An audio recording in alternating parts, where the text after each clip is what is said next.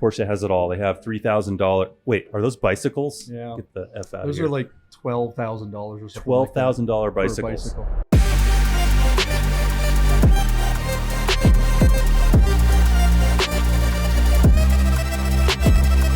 And welcome back to the Dirt or Die Porsche podcast. My name is Duane, and I'm here with JP. Good evening, JP. Hello, Duane Wik. Thanks Hello. Thanks for partnering up and doing a show tonight. Absolutely. You know who else we're here with? I don't. Is there anyone else in the room? I didn't notice. Mental Ward. Oh, that's right. Mental Ward. Ward is in the room. How could I miss him? He's operating the switcher. I usually say keyboards, but I'm going to mix it up a little tonight.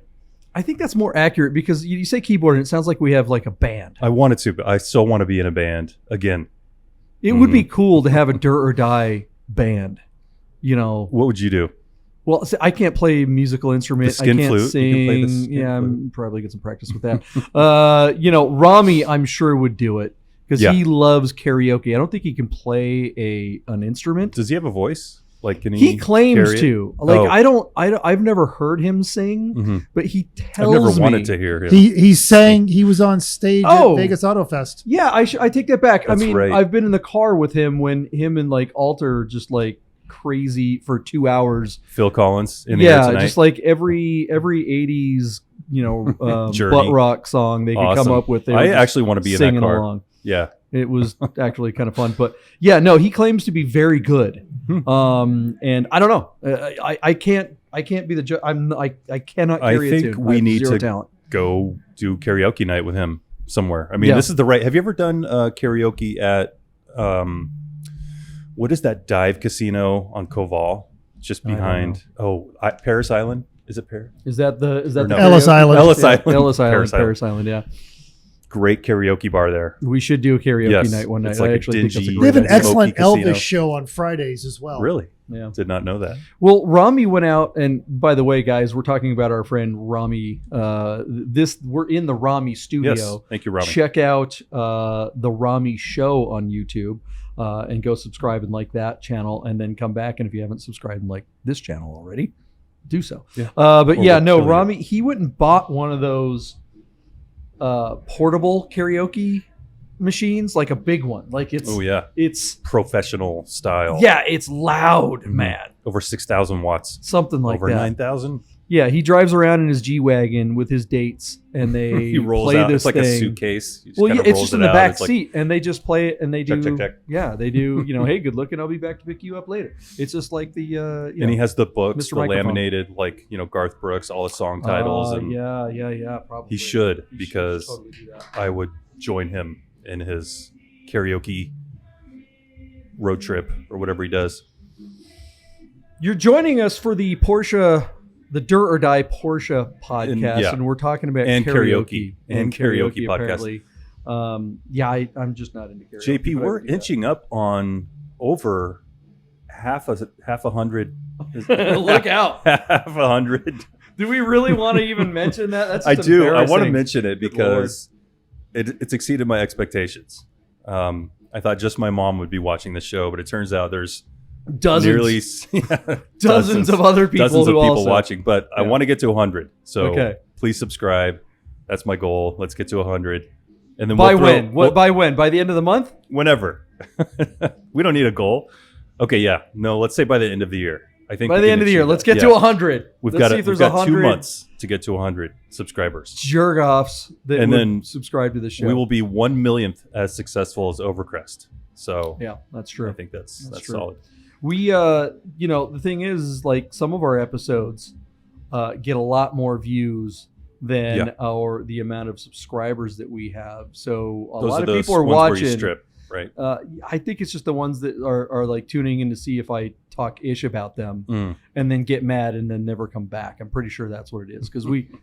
Or There's I enough talk people a lot in this of world ish. that we could effectively ban our way into 100 subs. I think so. Yeah. I think so. Yeah, should that's do probably that. pretty easy. All right. Yeah. Good plan. Good plan. Yeah. Man. Did you drive your Porsche this weekend? So my Porsche is in pieces, and I thought about what I wanted to talk about tonight, and part of it was the fact that my car is literally in pieces, and I'm facing what I'm calling dollar bill fatigue. It's where you have a simple problem. In my case, fix the gas tank, fix the fuel system. And then it's like while you're in there, let's upgrade to raised spindles. I've always wanted my car super low. While you're in there, itis is oh my God, a real problem. On Porsche, it's absurdly expensive. And I'm like, I can afford to spend whatever this amount of money. Yeah. I quickly went through that and blew right through that. And I was like, oh my God, I started looking at what I was spending. Yeah. So long story short, today I decided I'm going to stop.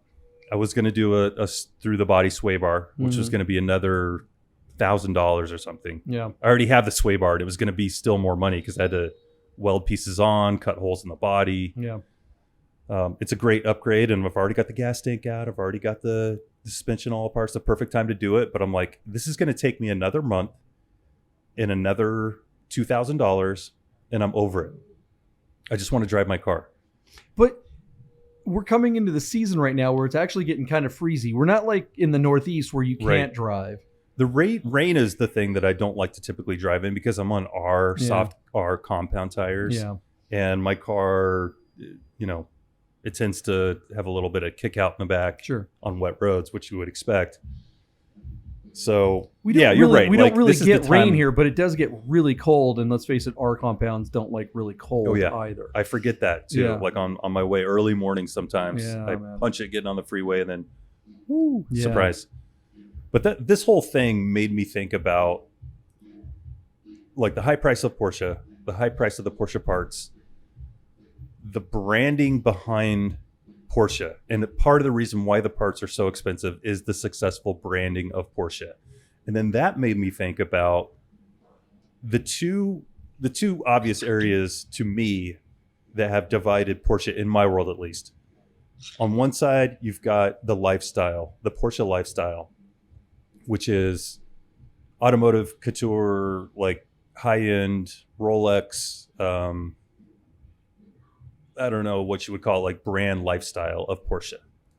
And if you go to can we go to the Porsche website? There's an entire Porsche design brand starring our favorite celebrity. Who is it? Porsche. Patrick Long. Patrick Long. Just kidding. Patrick Dempsey. This guy must be making so much money off of Porsche. Like I open up, what is it? What's the Porsche magazine? Whatever. He's in the first page, the expensive page, right? Mm-hmm. It's like the back cover of the front cover. The PCA magazine, the Panamera, or probably Panorama, both. or Christopherus, or like 000, all of them. or all of them, right? Yeah. He's in there. He's selling watches. He's selling sunglasses. Porsche has it all. They have $3,000. Wait, are those bicycles? Yeah. Get the F out those of here. Those are like $12,000 or something. $12,000 bicycles. Bicycle. Well, the weird thing there's nothing wrong with it. Yeah. Well, there's nothing wrong with this. Like I appreciate branding, and I myself actually never really wanted a Rolex until now. I want a Rolex. Like I'm kind of falling prey to the brand. Now in Porsche, like I said, there's two branches. You've got the high-end fancy. So you're just bringing up Rolex because you've succumbed to the Rolex. I don't even think because it has nothing brand. to do with Porsche. Well, I just wanted to have like another high-end brand. Yeah, it's because of the people we hang out with. It's a problem. Not necessarily. I'm intrigued by quality and something that'll hold its value. Like you look at a Rolex from 1960 or whatever. It's worth way more than whoever bought it back in the day. Sure. Because it's a quality timepiece. Yeah. Right? That's what I like about it. Now, do I like opening up do I want to wear it and be showing off? Maybe a small part of me. Maybe a small part. But overall, I want to wear it because it's a quality piece of machinery that I know like tons of hours went into building it. Yeah. And, so that appeals to me. And with Porsche, for me, it's like the individuality of the early 911s, the G bodies, and actually just any of the air-cooled models is the fact that so many people have taken those cars and made them their own through individual modifications, whatever it is. Yeah. And to me, that is the brand. to a lot of people, the other half is the actual brand, Porsche. So I found that interesting, that I feel like there's two, there's a branch there's a path in the, what's the poem? I took the path less traveled or whatever. It's like that. It's like I took the path that I felt was like less branded or less like. You took the path less brandy by going with Porsche? Less brandy. No, by going with the air cooled side of it, as opposed to like a brand new GT3 RS. Right. So okay, so what you're really saying, so what you're trying to get at is that Porsche Classic appeals to you more than the modern.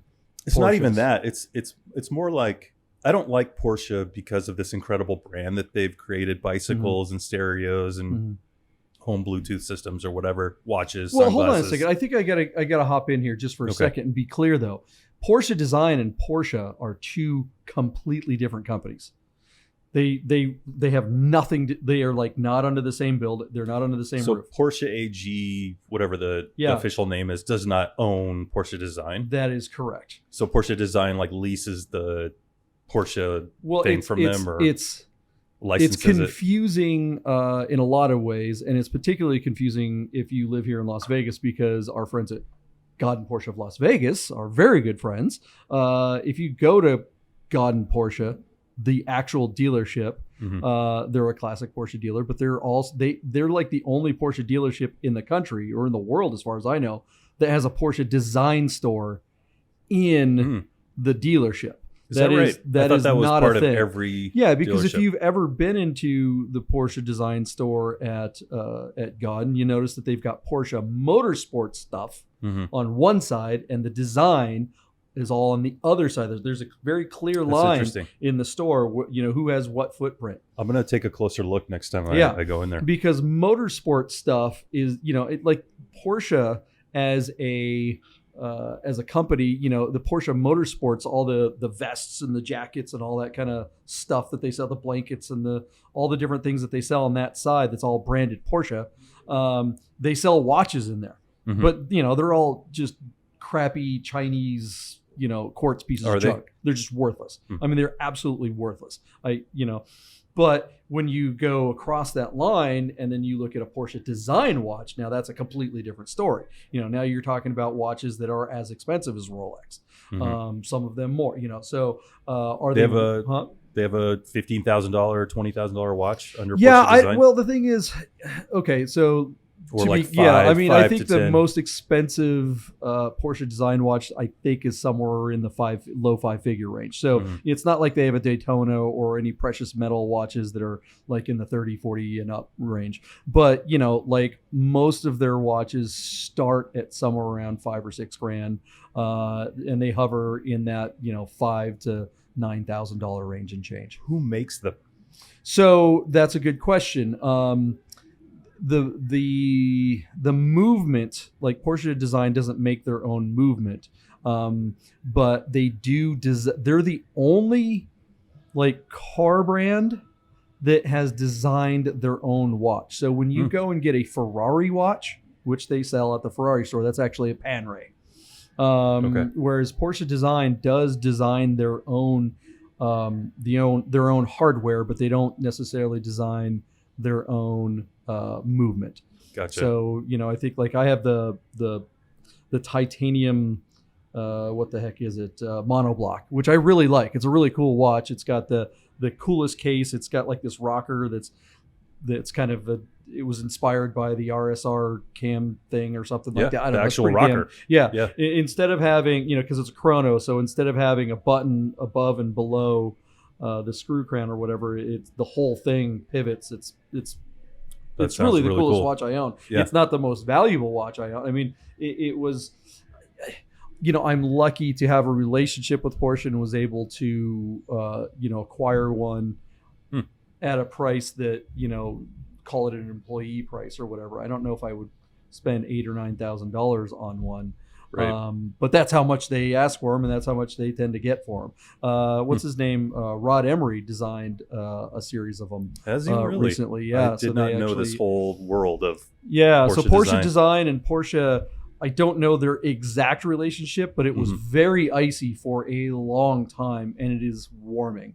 That ice has thawed a little bit, and you can see that by looking at the relationship with Patrick Dempsey bouncing from both Porsche Literal design Porsche, and Porsche Motorsports and Porsche. So whereas before they were pretty unhappy with one another. But yeah, I love Porsche wild. design stuff. My wife, has a couple of their handbags, and she actually absolutely loves them. But interestingly enough, about 2 or 3 years ago, Porsche Design stopped making women's things, so they don't offer anything for women anymore. So it's all men.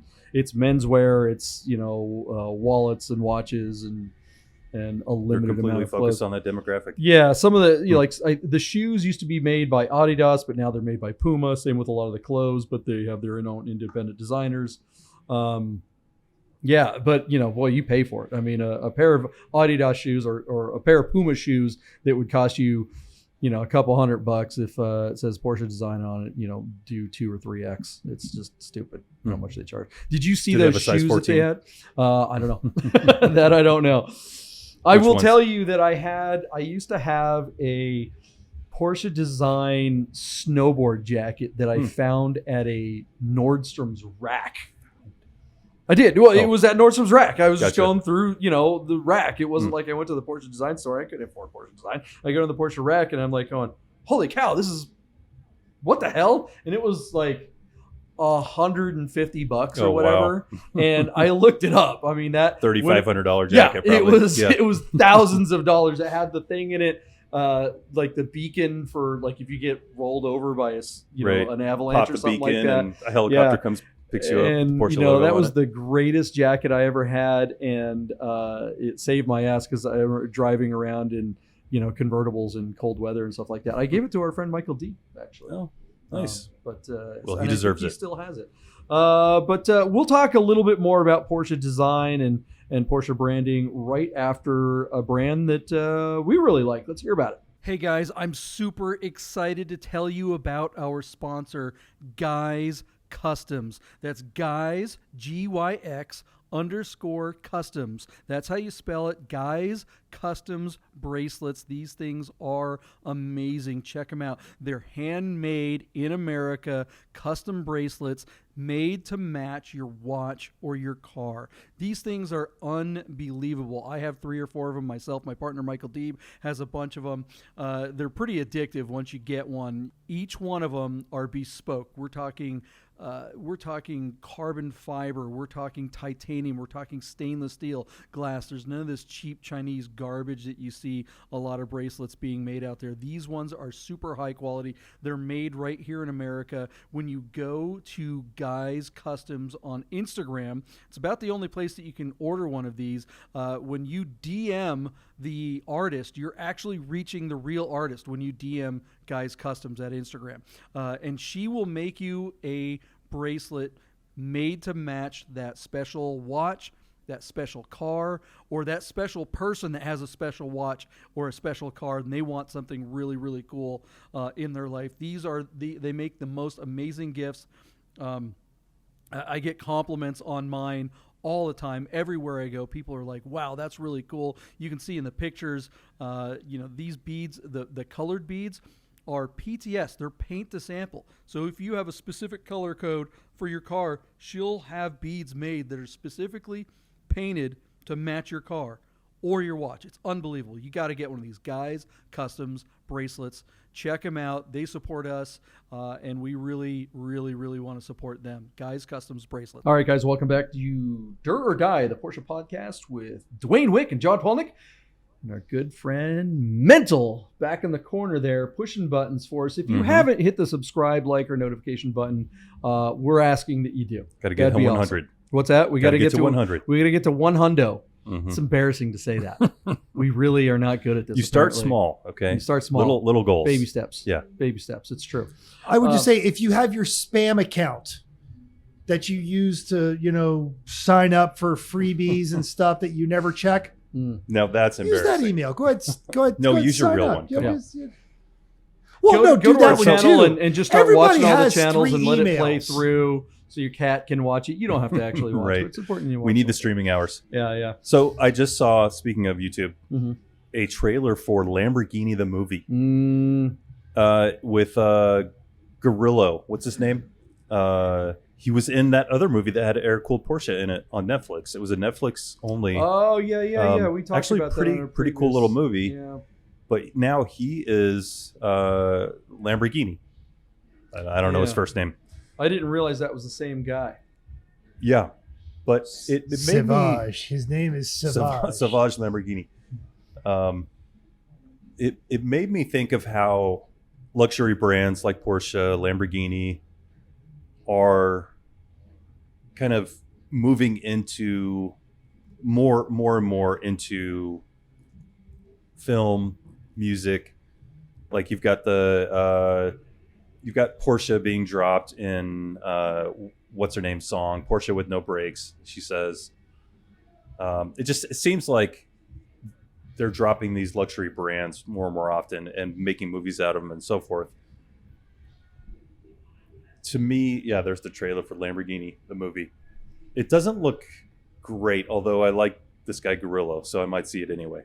It looks low budget. It looks low budget. It looks like a total It's Ford versus Ferrari It's hack. no Ford versus Yeah, Ferrari. I was just about to say that. Yeah. Yeah, it's like a low rent version of that. Yeah. But It looks like could be literally interesting. I could have made this movie, or we could have made this movie. It looks, yeah. I mean, it's.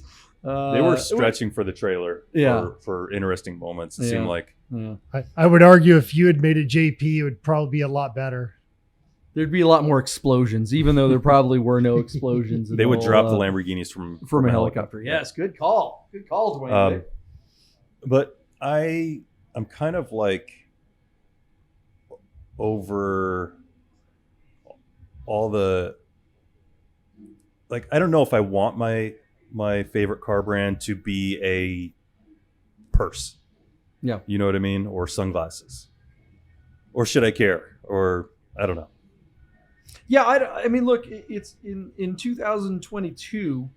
If you're going to be building cars and you're going to be asking the kind of money that Ferrari and Lamborghini and Porsche are asking for their cars, they've got to make sure that their brand is relevant within the culture, right? Yeah, that's true. And you bring up the couture brands. I think most of the brands have been really just mangled with, when it comes to like Versace and Louis Vuitton and all those brands and Chanel. They've got to be in the music videos. They've got to be in the hip hop stuff. They got to be in the latest Beyonce or whoever the latest pop star is. And it's a double-edged sword for those brands because they repel some of their audience in order to gain more of an audience. But I think ultimately, to maybe not necessarily your point, but maybe I think where you're going, maybe inadvertently, is that as they expand the brand and get a lower common denominator, then what happens is the quality is diminished. I mean, perhaps I don't see that happening with Porsche necessarily, but it certainly has in. Well, I mean, honestly, it kind of has in Porsche. Let's be honest, because the reason why we love the classic Porsches is because you can get into a 1974 911 or an 89 or any of the air-cooled stuff, and those cars will almost literally last forever. There are very few components that can't be replaced. Whereas the modern ones, as soon as they became mass-produced, as soon as they became an assembly line vehicle. Well, okay, so this brand, I'm wearing a sweater, right? It's the Spider brand, right? That used to be, I think wasn't it made in America or something like that? And it was a skier brand. Same thing with North Face. That North Face and Arc'teryx, they were made in the Northwest and stuff. And that stuff was like, you buy an Arc'teryx jacket and it's $500, but you have it kind of like a Rolex for dang ever. That is your overlanding jacket. You're still pulling it out of the closet 10 years later. Right. Yeah. I still have mine from 20 years ago. Even Nike. Like I have one of their ACG fleece jackets that I bought probably in 1991, and I still wear it. Right, like it's my go-to exercising jacket when I exercise outside or hike or whatever. I've had the thing for 30 years. The seal fur jacket, though, you've kind of put to the back of the closet because all the blood on it. The blood is not a good look for you. But it doesn't look good on it. But the thing is all these brands, Spyder, North Face, Arc'teryx to a certain degree, now they're made in China. Now they're made in South America. Now they're made in Mexico. Now some components for Porsche are made in Mexico. Not all of them, but some. I last podcast I almost wore my SEMA hat that I got. Pretty cool hat, right? Mm-hmm. I put it on. It's got the American flag on this side. I'm like, it's a trucker hat. It's totally my style. Yeah, I love America. I love trucker hats. SEMA show's pretty cool. I put it on and it's digging into my forehead. Your gun is digging into my hip. It's like, it's totally uncomfortable. Like, what the heck? I open it up and this thing looks like it came across someone's sewing machine desk and it was like machine gun. Yeah. Like they went through it so fast that they missed, they didn't get the fold right. And now the fold is like digging into my forehead. It's like a blade inside of your hat. Of course. Yeah. And I mean, of course it's made in China, right? Yeah. But I felt like if you're going to have a hat with the American flag, a trucker hat, and you're going to have the SEMA, it's the SEMA brand. Like that's their official swag. It should have been at least made somewhere else. I don't know. Well, it was a little bit higher quality. They could go a little higher quality. And then they'd have to charge that much more. Charge more. Well, they want profitability. Look, I agree with you, but when it comes down to it, they want to get things as cheaply as possible. So how much do they charge for that hat? I'm talking about it on a podcast that has over 50 viewers. I know, right? So people are going to know that the SEMA swag was. Year. Yeah. Then that's the thing is next year you'll go to SEMA and you'll buy one anyway. You'll just. I didn't buy this one for the record. It was got it for free. Well, there you go. Get what you pay for, I guess. I suppose. Yeah. No, I mean, quality is a thing. I mean, as much as I love a GT3 RS, that's just not a car that's going to stand the test of time. It's just not. There's too many little servos and gizmos and technology that just will not hold up. Yeah. I mean, once they stop servicing it, like now a guy like me cannot work on that car effectively. No way. Because there's computers and there's 10 million lines of code and there's wires from here to the moon. Yeah. So what do they do with it? Yeah, and it's all plastic and the Macan, my Macan, I had some stupid fault code come on this week, and went down to the shop and they plugged it in. Macan? It's an 18 GTS. So it came up with what the heck was it? It was like it was like engine fault code. Driver fault. Yeah, right. Well, that's whoever's driving this should not be driving. Not according to the professor run. Yeah, there was no driver fault. I didn't crash. I was driving like an idiot. But this fault came on. It didn't put it in limp mode or anything like that. But there was absolutely no way for me to know what the problem was. Right. It didn't run poorly. There isn't a big Bible behind in the back seat that you pull out, this leather bound, and like turns page out 99. It was like some kind of weird fault from one of the cam shaft sensors or cam position sensor or something like that. That we turned it off, waited 5 minutes, turned it back on again, and it wasn't there. Your car is now a Dell computer from 1990. You must reboot. Yeah. If that doesn't work, bring it to the factory. We'll reinstall the software, and then everything will be fine. Yeah, and the technician is sitting there going, well, what we do, I'm like, well, what do we do? Do we got to replace the sensor? He's like, well, if it comes back on, we'll look at it again. So I'm like, just leave it? He's like, yeah. I'm like, what if it comes back on? Do we replace it then? He's like, no, at that point, I'll pull it from one side. I switch them.